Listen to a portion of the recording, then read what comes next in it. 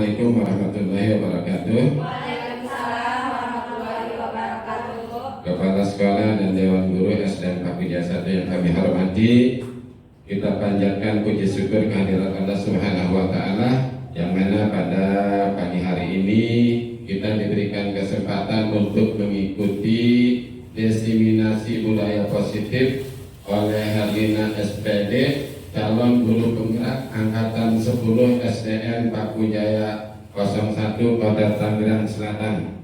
Untuk itu, marilah kita buka acara kita ini dengan mengucapkan basmalah. Bismillahirrahmanirrahim. Terima kasih Bapak Ibu sekalian. Selanjutnya kita dengarkan pengarahan dari Kepala Sekolah SDN Pakujaya 01. Untuk itu kepada Kepala Sekolah SDN Pakujaya 01 kami persilakan dengan segala hormat. Warahmatullahi wabarakatuh. Waalaikumsalam warahmatullahi wabarakatuh. Puji syukur kehadirat Allah Subhanahu wa Ta'ala, pada pagi hari ini kita dapat berkumpul dalam acara diseminasi budaya positif yang akan disampaikan oleh Ibu Herlina. Alhamdulillah, saya ucapkan pada kesempatan pagi hari ini calon guru penggerak kita mengadakan seminar kecil, dan saya berharap Bapak Ibu semua yang hadir di sini bisa mensupport, bisa mendukung agar kegiatannya bisa berjalan dengan lancar. Amin. Dan kepada Ibu Herlina, tetap semangat walaupun sibuk. Semangat, jangan terlalu diporsir, jaga kesehatannya. Oke, itu aja yang bisa saya sampaikan. Billahi taufiq wal hidayah. Wassalamualaikum warahmatullahi wabarakatuh.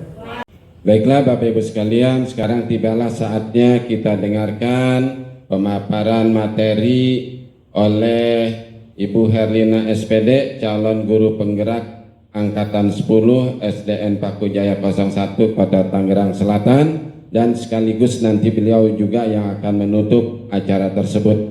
Untuk itu kepada beliau Ibu Herlina SPD kami persilakan dengan segala hormat.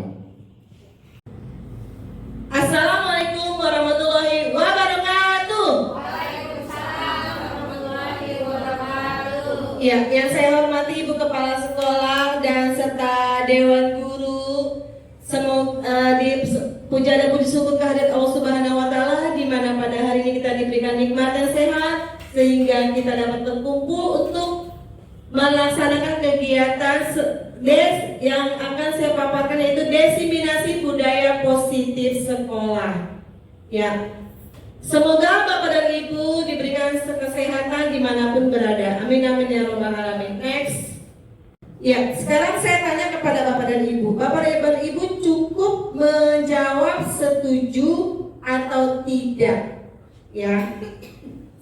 Dari pertanyaan yang saya buat, nomor 1, pemberian hukuman dapat mendisiplinkan siswa. Coba setuju atau tidak? Setuju. Ada yang tidak setuju? Oke, bervariasi ya. Yang nomor 2, pemberian hadiah dapat meningkatkan prestasi siswa. Setuju atau tidak? Tidak. Tidak. Oh, yang tidak setuju coba tepuk tangan.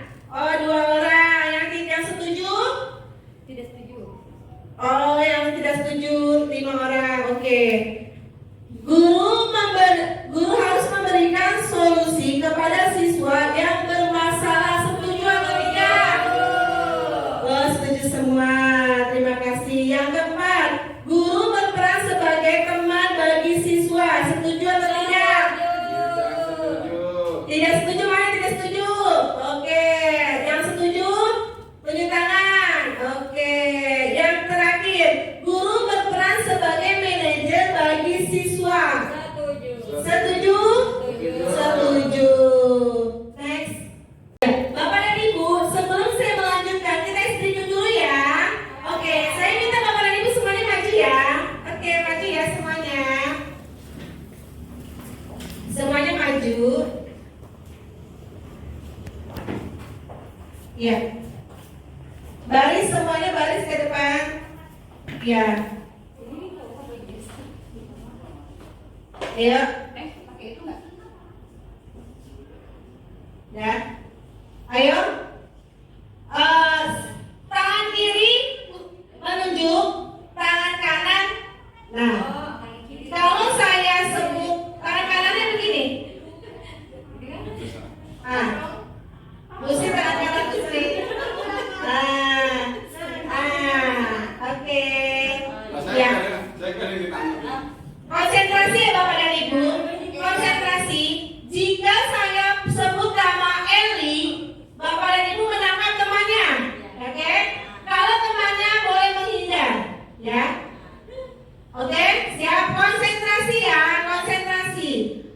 Di sebuah desa ada seorang ibu mempunyai anak 4 kembar yang bernama Elin, Ella,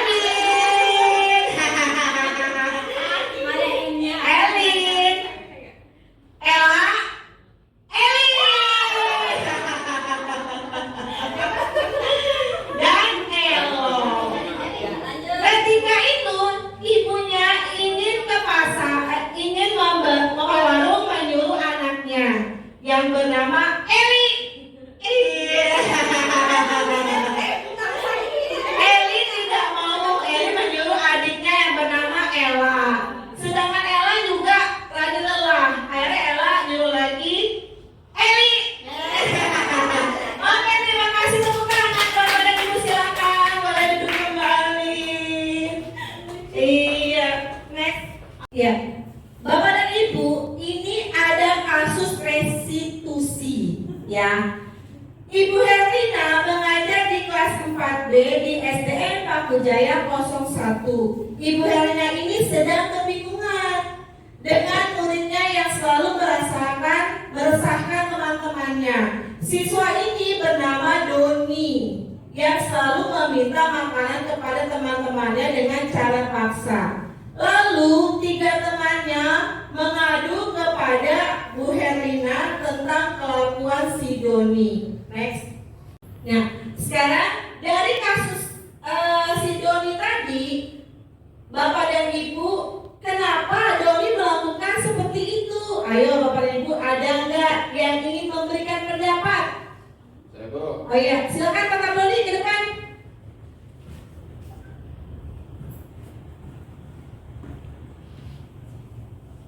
Menurut saya, Doni melakukan hal tersebut karena Doni merasa lapar, namun Doni tidak memiliki uang untuk membeli makanan. Itu pendapat saya, Bu. Terima kasih. Oke, terima kasih. Tepuk tangan buat Pak Tabroni semuanya. Oke, terima kasih Pak Tabroni. Iya, tadi kata menurut pendapat Pak Tabroni, si Doni ini lapar dan tidak punya uang untuk memberi makan. Next. Oke, dari kasus si Doni tadi itu tentang restitusi, ya.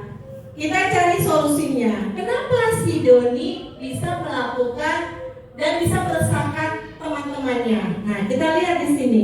Kebutuhan manusia diantaranya 1, bertahan hidup. Si Doni ini perlu bertahan hidup karena dia merasa lapar. Cuma kalau dia punya lapar kan sakit. Apakah dia bisa bertahan hidup? Kalau dia selalu lapar tidak makan, mau nggak mau dia minta makanan dengan paksa dengan teman-temannya, sementara karena dia tidak punya uang. Dan yang kedua, harga diri. Harga diri seorang guru itu harus mempunyai harga diri, ya. Di mana anak-anak tersebut yang mempunyai masalah, yang punya kasus itu harus bisa diselesaikan dengan menggunakan restitusi atau segitiga restitusi dan menggunakan posisi kontrol. Lanjut, rasa aman dan nyaman. Jika si Doni lapar, bagaimana dia mau merasakan aman dan nyaman? Perutnya sakit dan dia bisa nggak menjalankan proses pembelajaran di kelas? Tidak akan bisa kan? Karena dia merasa tidak nyaman dan tidak merasa tidak aman. Yang keempat, cinta dan kasih sayang. Si Doni ini kekurangan cinta dan kasih sayang terhadap orang tua. Coba kalau orang tuanya mempunyai cinta dan kasih sayang, si Doni ini diberikan bekal atau diberikan uang jajan. Dan yang kelima, kesenangan. Gimana si Doni ini mau senang kalau perutnya lapar, sementara dia kesakitan dengan perutnya. Next. Ya. Lalu bagaimana peran kita sebagai guru? Tugas kita sebagai guru mencari tahu dulu latar belakangnya. Karena anak-anak yang seperti itu kebutuhan dasarnya tidak terpenuhi sehingga si anak berbuat seperti itu. Next. Bapak dan Ibu, apa sih itu penghukum? Penghukum yang akan menyebabkan anak hatinya akan terluka, sakit hati atau dendam sampai dewasa, akan terbawa dan akan terngiang-ngiang terus bahwa saya sering dihukum. Yang kedua, posisi kontrol sebagai teman. Baik tidak menurut Bapak dan Ibu posisi kontrol sebagai teman? Kurang baik, Bu. Kurang baik. Kenapa? Memang kurang baik karena jika kita terhadap murid kita jadikan teman. Di SD Paku Jaya 01 ini ada guru kelas 1 sampai kelas 6. Saya dengan murid saya kelas 4B sebagai teman. Sedangkan anak murid saya ketemu dengan guru kelas 1, kelas 2. Karena bukan temannya, dia tidak bisa menghormati atau menghargai guru yang lain. Jadi dia hanya menghormati dan menghargai gurunya tersebut. Next. Iya. Posisi kontrol yang ketiga sebagai pembuat rasa bersalah. Kenapa sih tidak pikir terus kamu jangan bikin ibu kecewa, siswa jadi merasa bersalah. Terus ya, Bu saya minta maaf. Nah, dari kata-kata minta maaf itu si anak sudah merasa bersalah. Dan yang keempat, posisi kontrol sebagai manajer. Kita melihat siswa untuk bertanggung jawab menyelesaikan masalahnya dengan bijaksana, membantu siswa untuk mencari solusi. Dan yang kelima, posisi kontrol memantau. Kamu tahu tapi kenapa kamu langgar? Next. Bapak dan Ibu, selama Bapak dan Ibu mengajar di kelas, pasti sudah menggunakan 5 posisi kontrol. Di antaranya coba di mana yang Bapak dan Ibu sudah sering melakukan 5 posisi kontrol ini di antaranya. Ayo, coba Bu Aan. Sebagai teman. Sebagai teman, Dewi. Saya sebagai pembuat rasa bersalah. Sebagai pembuat rasa bersalah, Kak Broni. Sebagai pemantau. Sebagai pemantau, Bu Sri. Sebagai manajer. Sebagai manajer, Bu Pina. Sebagai pemantau. Sebagai pemantau, Bu Pina. Sebagai manajer. Sebagai manajer, Bu Ayu. Sebagai teman. Sebagai teman. Yang sebagai manajer tadi siapa? Tunjuk tangan. Adik dua orang ya. Tepuk tangan semuanya. Iya. 5 posisi kontrol ini yang bagus adalah sebagai manajer. Di mana Bapak dan Ibu yang tadi sudah saya jelaskan dari sebagai penghubung, sebagai teman, sebagai pembuat rasa bersalah, sebagai pemantau, dan yang paling bagus kita gunakan sebagai guru di dalam proses pembelajaran adalah sebagai manajer. Next. Ya, Bapak dan Ibu, dari kasus si anak kita menyelesaikannya dengan cara segitiga restitusi. Apa sih segitiga restitusi itu? Proses menciptakan kondisi bagi siswa untuk memperbaiki kesalahan mereka sehingga mereka bisa kembali pada kelompok mereka dengan karakter yang lebih kuat. Next. Ciri-ciri restitusi, 1, bukan untuk menebus kesalahan, namun untuk belajar dari kesalahan. Yang kedua, memperbaiki hubungan. Yang ketiga, tawaran, bukan paksaan. Yang keempat, menuntun untuk ke dalam diri. Next. Nah, ini Bapak dan Ibu contoh penerapan restitusi yang sudah saya lakukan di dalam kelas. Ada anak di saat proses pembelajaran dia bermain saja. Ya, bagaimana saya melakukan segitiga restitusi ini? Saya panggil setelah proses pembelajaran selesai. selesai, saya panggil si anak itu, lalu saya menggunakan segitiga restitusi, yaitu menstabilkan identitas, yang kedua validasi tindakan yang salah, yang ketiga menanyakan keyakinan kelas. Nah, nanti si anak akan menjawab apa saja keyakinan kelas. Next. Ya, Bapak dan Ibu, keyakinan kelas itu apa sih? Keyakinan kelas sesuatu yang dapat diterapkan di lingkungan kelas. Membuat keyakinan kelas melibatkan semua warga kelas melalui kegiatan curah pendapat. Next. Ya, Bapak dan Ibu, dari sini ada nggak Bapak dan Ibu yang ingin ditanyakan? Oke, Bu Sri nanya. Baik Ibu, berdasarkan pemaparan Ibu tadi tentang keyakinan kelas, saya mau tanyakan kapan keyakinan kelas itu dibuat? Oke, terima kasih. Ya, saya jawab dulu ya Bapak dan Ibu. Pertanyaan dari Bu Sri. Keyakinan kelas kita keyakinan kelas itu dibuat dari awal tahun, ya. Dimana kita awal ajaran baru tuh biasanya anak-anak bersama guru membuat keyakinan kelas, kesepakatan kelas itu apa saja, gitu kan? Terus dari keyakinan kelas dan membuat pemilihan ketua kelas, gitu. Ada lagi? Ya, Bu Aan silakan. Bu Sri sudah paham? Oke, terima kasih Bu Sri. Terima kasih Bu. Yang saya ingin mau tanyakan adalah apakah guru bidang studi juga bisa membuat sebuah keyakinan kelas? Makasih. Ada lagi? Nah, terus kalau saya pernah menemukan sebuah kasus di kelas, itu ada anak yang terlambat datang ke sekolah. Lalu bagaimana cara menyelesaikan kasus anak yang terlambat sekolah? Oke, terima kasih Bu Aan. Tepuk tangan untuk Bu Aan. Iya, tadi pertanyaan yang pertama saya jawab dulu ya. Apakah bidang studi itu boleh melaksanakan keyakinan kelas? Oh, boleh sekali.